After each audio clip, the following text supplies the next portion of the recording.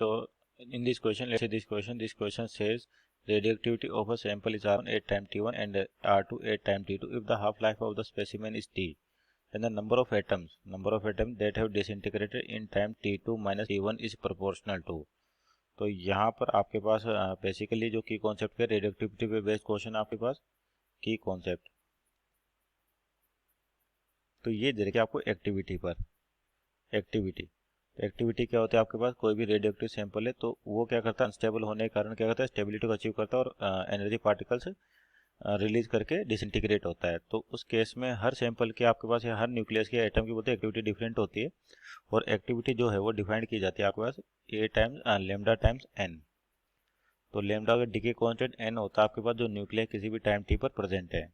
तो आपके पास T1 time पर एक्टिविटी दे रखी है कितनी, T1, तो यानी कि R1 लिखे अपन, एक्टिविटी R1 ये हो जाएगी लेमडा N1। और तरह से दूसरे R2 एक्टिविटी दे रखी है कितने टाइम पर, T2 पर, तो लेमडा N2।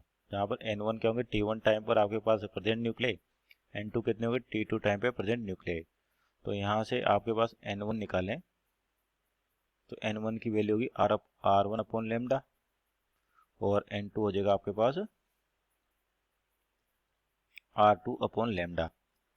तो अपने को इनके बीच में रिलेशन निकालना है और पूछा भी गया कि नंबर ऑफ एटम्स डिसइंटीग्रेटेड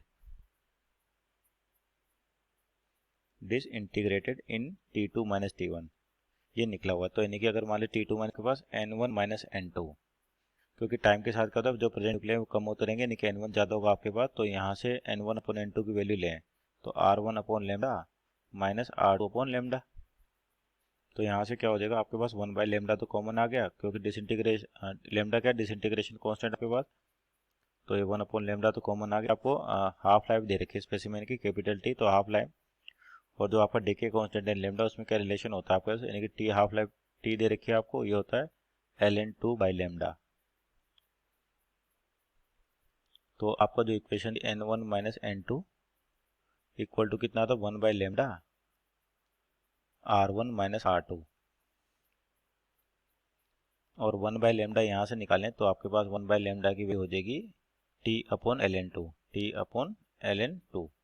तो आपका जो डी हो जाएगा तो 1 बाई लेमडा यानी कि T upon ln2 R1 minus R2। तो आपके पास यहाँ से N1 माइनस N2 की वैल्यू होगी कितनी, T upon ln2 R1 minus R2। तो यहाँ पर क्या पूछा आपसे, तो डायरेक्टली प्रोपोर्शनल टू, यानी कि ln2 तो कांस्टेंट है आपके पास, तो सिंपल हो जाएगा R1 minus R2 into t, means option number B.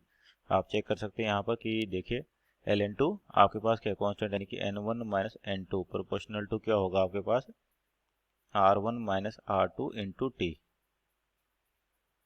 Means option number B is our right answer. Hope you understood well. Best of luck.